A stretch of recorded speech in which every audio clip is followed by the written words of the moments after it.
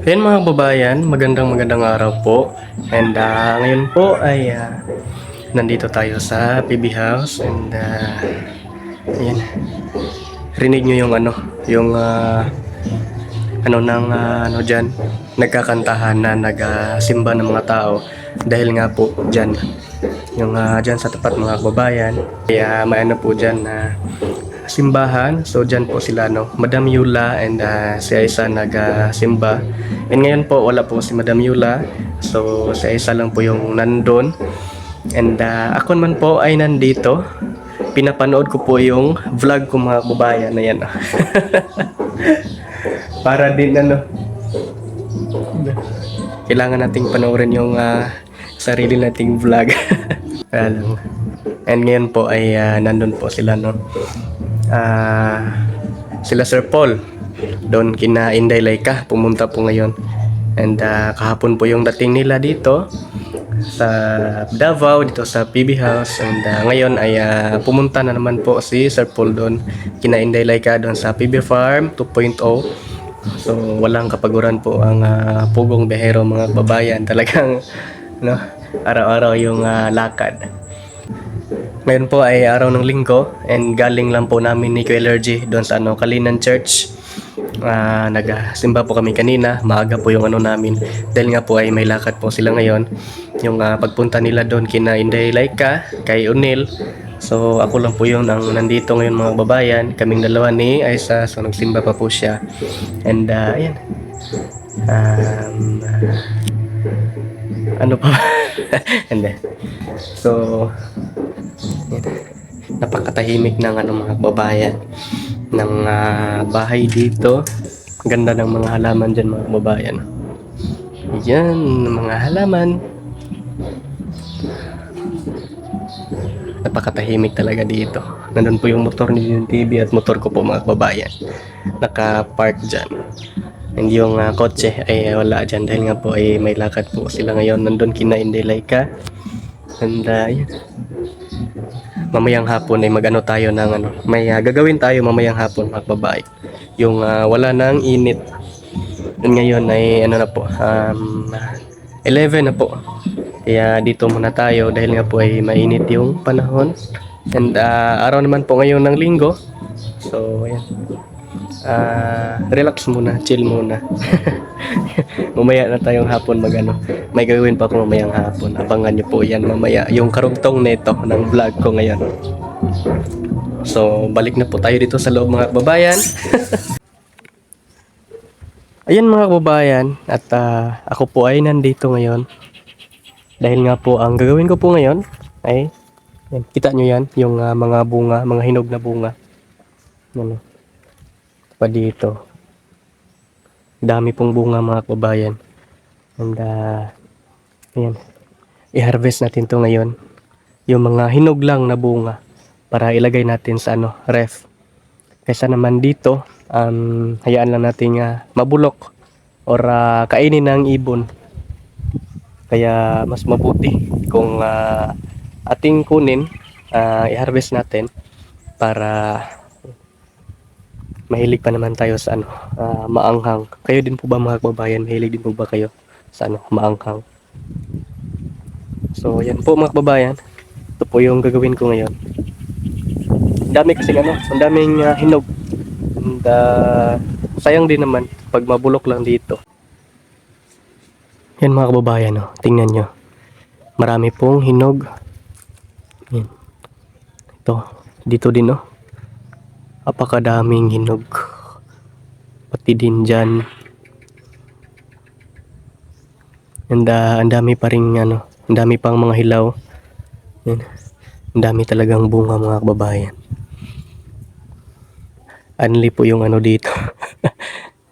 Kung gusto ng maanghang ay yan. Libre lang po yung kukuha lang dito ng fresh na bunga ng sili. And ayan. Kailangan natin tong mailagay sa ref para hindi mabulok at hindi kainin ng ibon dito mga kababayan.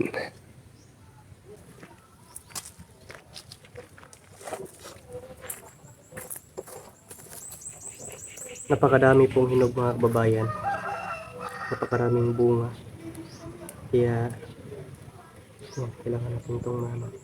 Nung una nakakuha na ako dito mga kabayan. Marami. Kinakuha ni Sir Paul. Kasi nga daw ay sayang din mabulok lang dito. Para masira lang dito sa ano, puno. Kaya, yan. Pula na pula. Oh. And napakadami pa niyang bunga mga kababayan.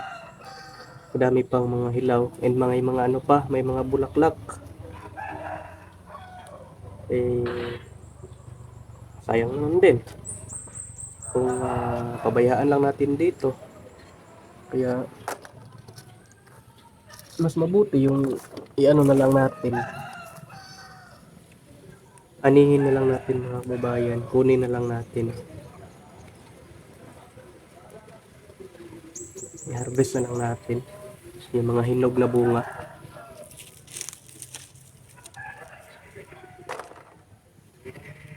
Ito nga mga kababayan. Kinain na lang ano, ibon. Yan. Wala na po siyang ano dito. Kinain na ng ibon. Mahilig din kasi yung ano dito. Nito, yung ibon.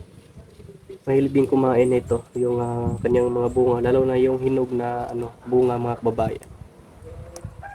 Yung mga maliliit na ibon. Alam niyo yung mga kababayan.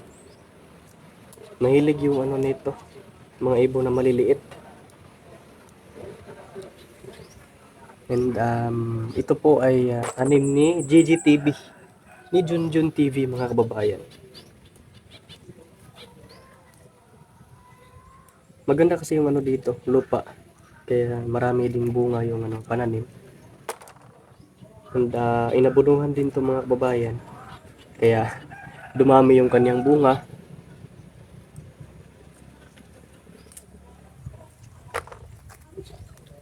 Dami pa oh. Medyo matagalan tayo nito mga kababayan. Sa ano, dami ng bunga. Daming grr.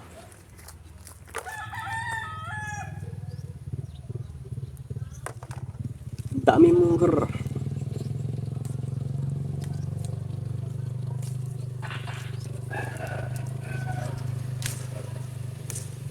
Kung mas marami yung hinog, mas marami yung hilaw mga kababayan. Grabe talaga ang ano, yung pagbunga nito ng kanyang puno. Napakadaming bunga.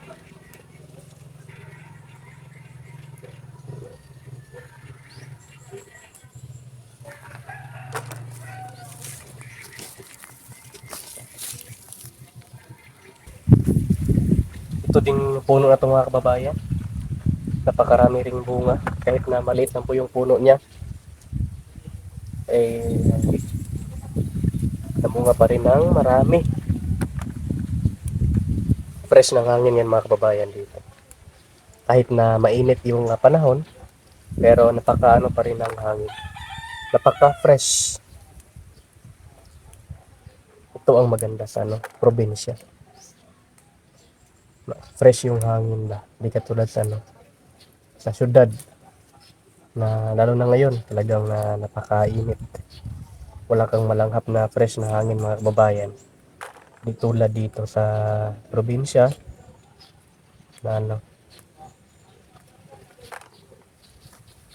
dito sa bukid. Sa farm ni Sir Paul.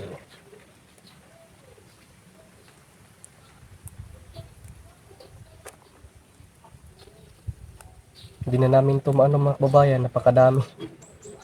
Ilagay lang namin ito sa ano, sa ref. Para hindi rin mabulok.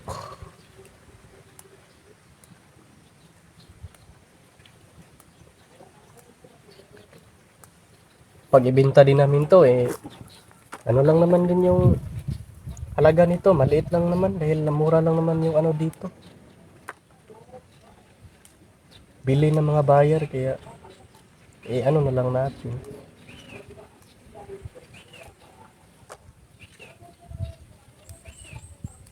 Sa mga gustong manghingi dyan mga babayan. Hingi na po kayo. Napakadami pong bunga ng ano dito. Lalo na yung mga gusto ng mga maanghang.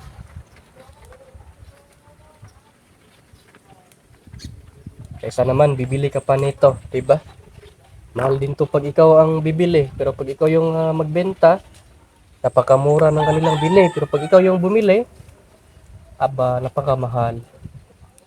Unfair naman ang mga kabayan. Ang unfair naman. Wala tayong magawa.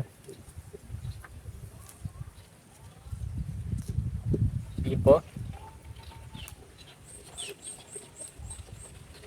3 puno lang itong mga kababayan, pero napakadami na ng nakuha natin ngayong araw na ito.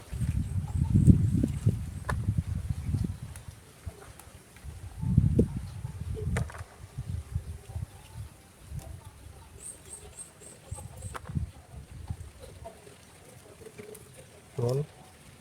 So, okay na po dito.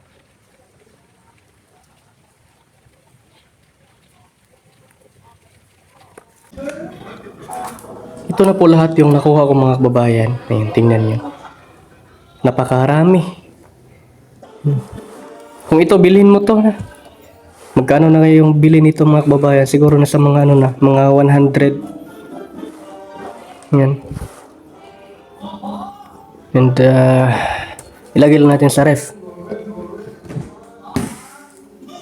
And nandito pa yung yung nakaraan na hinarvest ko doon mga kababayan. Ito po siya. Yun ngayon, nadagdagan na naman ng bago. Ilagay lang natin siguro to sa bagong lagayan para hindi to matabunan yung yung una nating na-harvest doon. Yan, napakaraming Ayan, naanli na. Napakaraming sili mga kababayan, di ba? Bongga! At ngayon po mga kababayan, ay nandito tayo ngayon. Yan, sa taniman, dito sa farm ni Sir Paul. Yan. And may mga malalaki na ring bunga. Yung natin dito, yung wing bean o sigarilyas. Ayan napaka ng bunga. Kunin lang natin mga kababayan.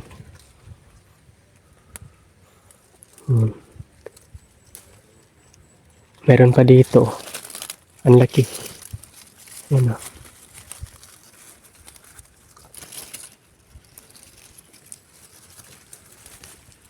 Dumarami yung kanyang bunga ngayon mga kababayan. Dahil nga po ay maulan po nung nakaraan.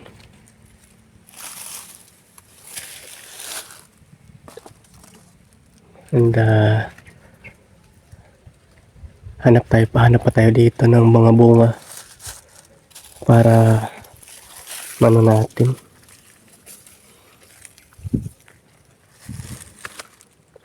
Ito pa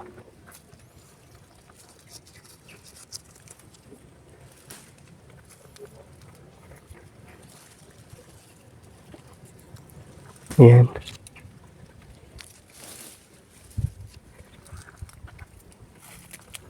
Mainit po yung panahon ngayon mga kababayan. Ang dali lang lumaki Maliit pa naman to nung tinignan ko kahapon. Dali lang.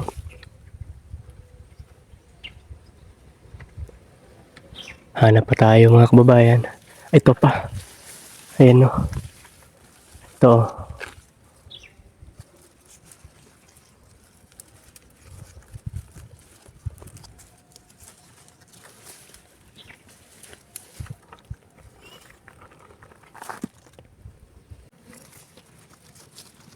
And ito pa. Napakalaki ng bunga dito. And hanap lang tayo.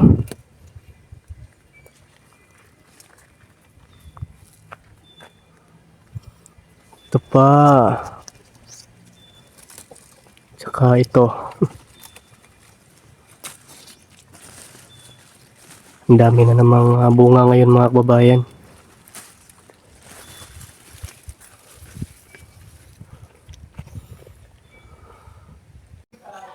At ito na nga po yung nakuha ko ngayon mga kababayan. May okra pa And yan. Medyo kaunti lang yung nakuha natin ngayon. Pero okay din to. Yan, oh. Sarap po nito. Fresh. And ilagay lang natin dito. Ito po yung nakuha ko dati, oh. Nung nakaraang araw. Ito. And may mga okra din dito. So, pag itipon to lahat, marami na mga kababayan. Yan. Marami na. Pwede na itong gulayin mamaya. Napakarami na nito. Punong-puno na yung nilagyan natin na Tupperware mga kababayan. Punong-puno na. Ilagay lang natin sa ref. Ang ganda pa ng mga kababayan. Oh. Tamang-tama lang yung kanyang laki. Ayan nga po mga kababayan. At mag-ano na naman tayo ngayon dito. Magdilig na naman ulit tayo ng halaman, yung tanim natin na papaya. And kakadilig ko lang ng mga halaman doon. Yung mga bermuda. And yung mga nakakaang doon. Na mga magandang halaman doon. And ngayon dito na naman po tayo mga kababayan. Dahil nga po ay tuyong-tuyo talaga yung dito. Yung lupa, yung tinaniman natin ng papaya. Kawawa talaga yung mga kababayan, yung pananim natin ngayon dito. And kailangan talaga ng alaga. So kailangan nating alagaan. Ay! Ang laki na ng mga kababayan, yung tanim ni Junjun TV dito. Diba? Kahit na hindi na po inulan dito pero nakasurvive pa rin yung natin dito. Mga pananim dito sa farm ni Pugong Behero. And ayan, kailangan talaga ng alaga itong mga kababayan. And nandito po ako ngayon para magdilig ulit ng mga halaman dito, ng mga pananim dito sa farm ni Sir Paul.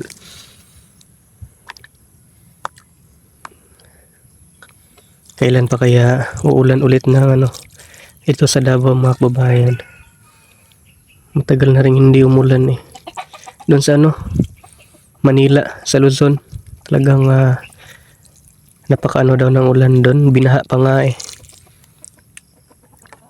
Maraming na trap sa baha. Hindi na makatawid lalo na yung mga motor. Kawawa naman.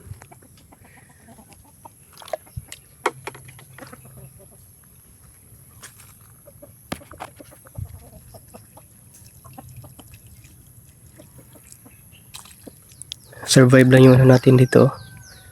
Papaya. Masarap pa naman itong mga babayan. Ito po yung mga maliliit lamang ang bunga niya. Pero ubod ng yummy. Ubod ng sarap mga kababayan. Kaya alagaan natin to. Ilang kaya ilang taon bago mamunga yung papaya. Hindi ko rin alam eh. Try nating i-google mamaya. Para natin. Yung natin dito, tanim na sayote. Atin na rin paliguan para makaligo mga kababayan. Ayan. Diligan lang natin. Oh, diba?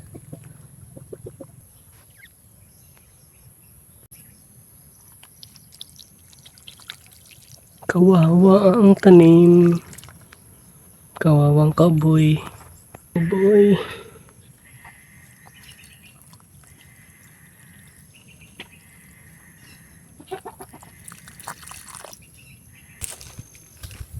Malaki na yung dito mga kababayan. Malaki na yung tanim natin dito na papaya. Ayan. Parang kailan lang natin to tinanim. Malaki na. Kaya alagaan natin to. Tayo din naman yung makinabang na ito.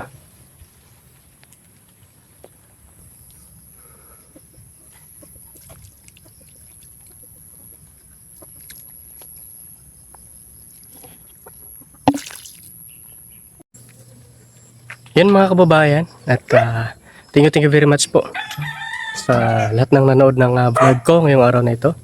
And don't forget to like, share, and subscribe to my channel mga kababayan. And yan, nadiligan na natin lahat ng papaya doon. Yan pati yung mga tanim ni Junjun TV. So pauwi na tayo ng PB House. Yan. So, yan po. Again po, thank you very much and mag-ingat po kayong lahat palagi. Lalo na yung mga OFW nating mga kababayan. Laban lang po tayo sa buhay. Huwag tayong susuko. Yan po. Hanggang dito lang po mga kababayan.